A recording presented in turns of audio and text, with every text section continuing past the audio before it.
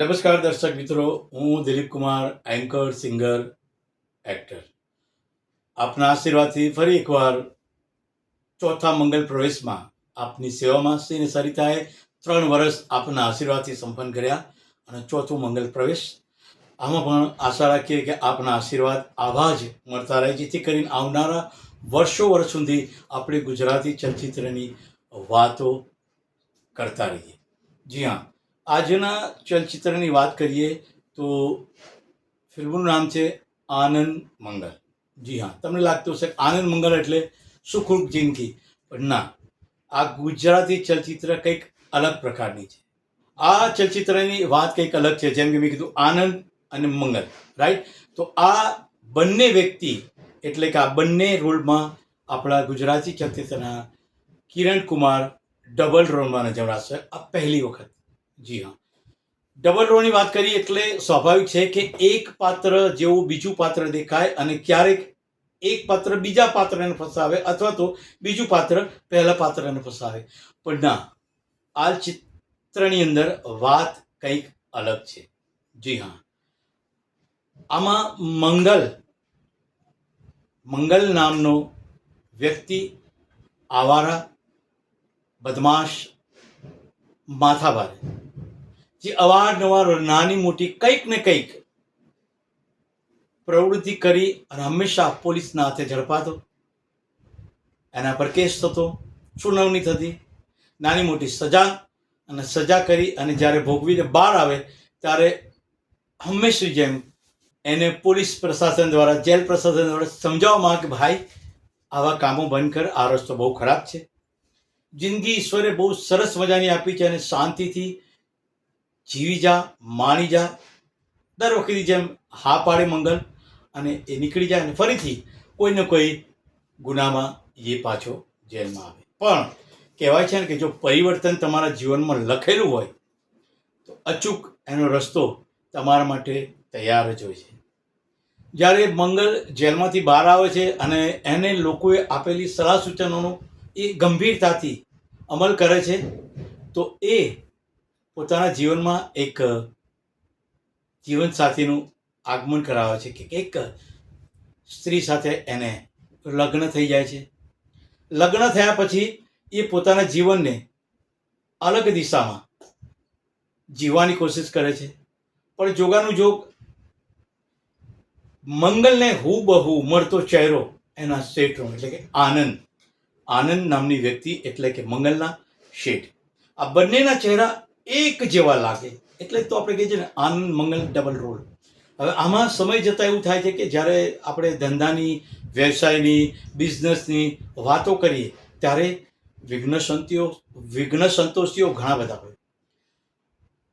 આ જ પરિસ્થિતિમાં આનંદ એક ઈમાનદાર શેઠ કોઈક એવા કારણોસર કોઈક ચાલબાજોની ચાલમાં ફસાઈ જાય છે. તો હવે એને એ ચાલમાંથી બહાર નીકળવા માટે કંઈક તો રસ્તો શોધવાનો. પણ કહે છે ને કે જ્યારે તમારા ચહેરા એકબીજાને મળતા હોય ત્યારે આપણે ઘણા બધા હિન્દી ચલચિત્રોમાં પણ જોયું છે, એક જેલમાં હોય, બીજો બહાર નીકળી જાય, કામ પતાવીને આવી જાય.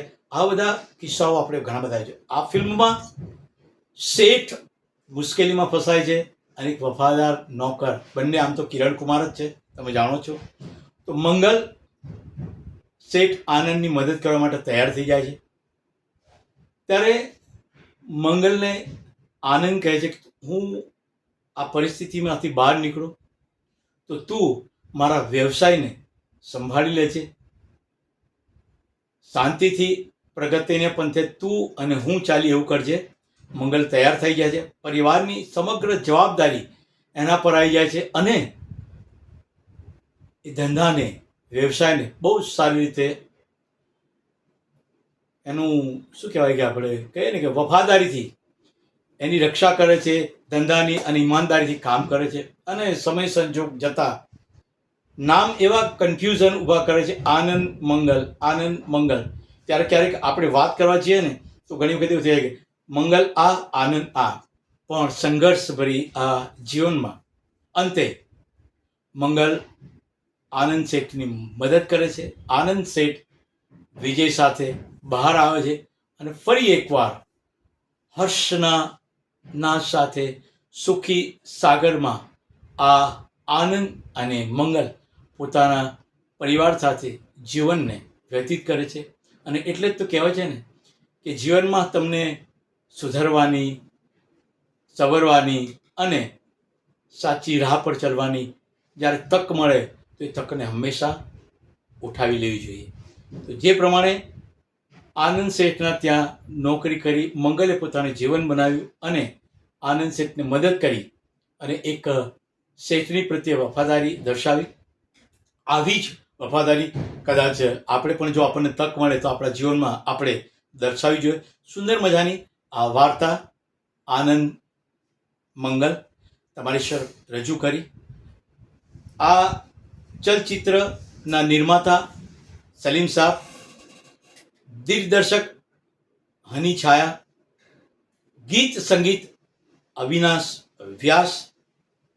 આ ગીતના કલાકારોની વાત કરીએ તો ડબલ રોલમાં આપણા સદાબહાર કિરણ કુમાર, સાથે રીટા ભાદુરી, જયશ્રી ટી, અરવિંદ જોશી, વિષ્ણુકુમાર વ્યાસ તથા હંમેશ માટે મારા પ્રિય રહ્યા છે એવા આદરણીય પી ખરસાણી.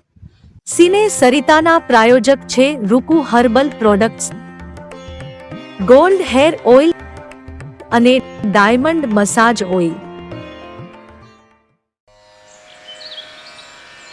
સવારની લહેજત, ગરમાગરમ ચા અને વ્રજકિશન ભૂમિ અખબાર.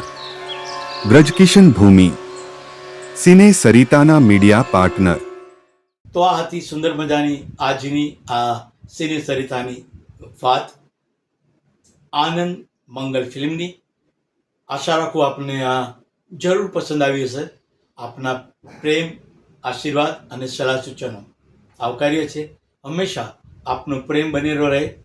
ફરી એકવાર એ જ પ્રમાણે જય જય ગરવી ગુજરાત. આ છે ગુજરાતી ચલચિત્રનો ઇતિહાસ.